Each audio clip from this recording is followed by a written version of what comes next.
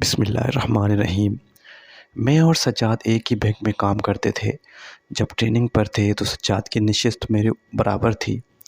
میری انگریزی زیادہ اچھی نہ تھی۔ سجاد نے محسوس کر لیا کہ کسی لمحے میرا قلم رک جاتا ہے اور میں سوچنے لگتی۔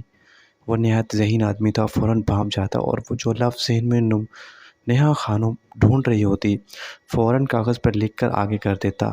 اس امتحان میں سجاد نے میری کافی مدد کی۔ میں اس کی ازحد مشکور ہو گئی۔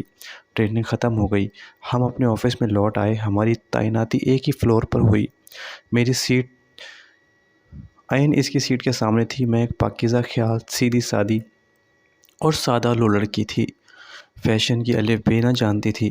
ڈیوٹی کے اوقات میں سارا دن سر پہ دوپٹہ اوڑھے رہتی، چست لباس نہ پہنتی تھی۔ میک اپ کا دور بھی واسطہ نہ تھا۔ دور جدید میں جہاں جوتی میں دمکتی لڑکیاں کھٹ کھٹ آتی، میرے پاؤں سے زیادہ چپل اپنی کرسی پر آ کر بیٹھ جاتی، سر چکانے تمام وقت کام کرتی رہتی، کسی سے بات نہ کرتی اور کینٹین تک نہ جاتی۔ پرس میں بسکٹ یا گھر سے سینڈوچ بنا کر لاتی اور اس پر گزارا کر لیتی۔ سجاد کو اپنا محسن سمجھتی، سامنے گزرتے ہوئے اسے سلام ضرور کرتی، لیکن اس سے زیادہ اور رسم نہ رکھی۔ جب کبھی آفس ورک میں کچھ دشواری محسوس ہوتی، سجاد سے پوچھ لیتی اور وہ پوری توجہ سے میری رہنمائی کر دیتا۔ پہلے وہ میرا محسن تھا، اب میں نے اسے اپنا استاد بھی تسلیم کر لیا تھا۔ اب وہ زیادہ ادب اور لحاظ کرنے لگی، نرمی اور انکساری سے بات کرتی۔ وہ کہتا، یہاں اچھے لوگ کم اور برے لوگ زیادہ ہیں، جانتی ہو؟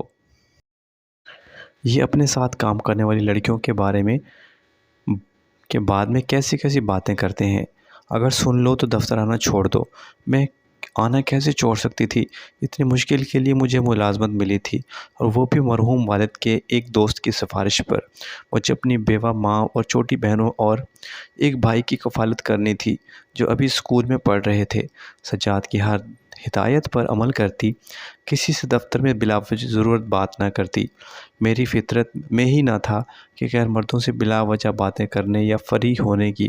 برانچ میں ایک اچھی اور نیک نام لڑکی جانے لگی، کچھ دنوں سے محسوس کر رہی تھی کہ آفس کی چھٹی کے بعد وہ سڑک پر کھڑا ہو جاتا۔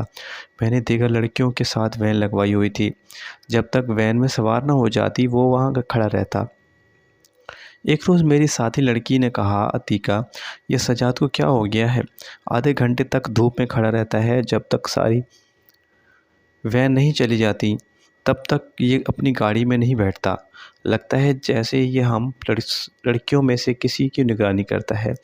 اس لڑکی کے اشارے پر مجھے بہت بے وقوف کی سمجھ نہ آیا کہ یہ میری نگرانی کرتا ہے۔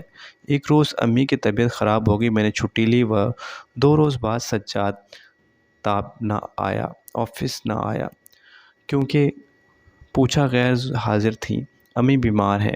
میں نے بتایا کہ کیا میں ان کی عیادت کے لیے تمہارے گھر آ سکتا ہوں؟ امی سے پوچھ کر بتاتا ہوں، میں نے پوچھا جواب دیا۔ اگلے روز امی کے لیے پھر چھٹی کرنا پڑی۔ آفس ٹائم کے نہ جانے کب نوٹ کر کے رکھا ہوا تھا۔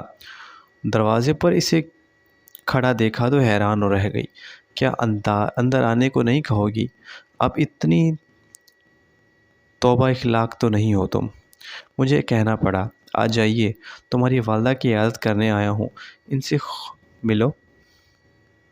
میں نے امی کے کمرے میں ان کے پاس کرسی پر بیٹھ کر سجاد سے باتیں کرنا شروع کر دیں۔ باتوں کو وہ ماہر تھا، امی کو خوب اپنی باتوں سے لبھایا۔ آپ مجھے اپنا بیٹا سمجھیے، آپ کا بیٹا بھی چھوٹا ہے، یہ میرا فون نمبر ہے، جب ضرورت پڑے ڈاکٹر کے پاس جانا ہو، ہسپتال جانا ہو، مجھے فون کیجیے، حاضر ہو جاؤں گا۔ امی اس کی باتوں سے کافی متاثر ہوئیں۔ میں نے چائے پلائی اور رخصت کیا۔ اس کے بعد یہ ہونے لگا کہ میں آفس میں اور آفس ٹائم میں میرے گھر کے پاس بیٹھا دیکھ کر سکھ کر رہا تھا۔ ان سے باتیں کر کے ان کو شیشے میں اتار لیا۔ میں چھٹی کے بعد گھر پہنچتی، امی بتا دی سجاد آیا تھا، یہ کیک لایا ہے، میری عیادت کے لیے چھٹی کر لی اس نے۔ حیرت سے میں تصویر بنتی جاتی، میں تو چھٹی نہیں کرتی۔ اسے میری ماں کی زیادہ فکر تھی کہ چھٹی کر کے آ بیٹھا ہے میری ماں کے پاس۔ ایک روز اس نے اپنا مدعا بیان کر ہی دیا، امید کرتا ہوں کہ یہ اسٹوری آپ کو بہت اچھی لگی ہوگی، تو چینل کو سبسکرائب ضرور کریں۔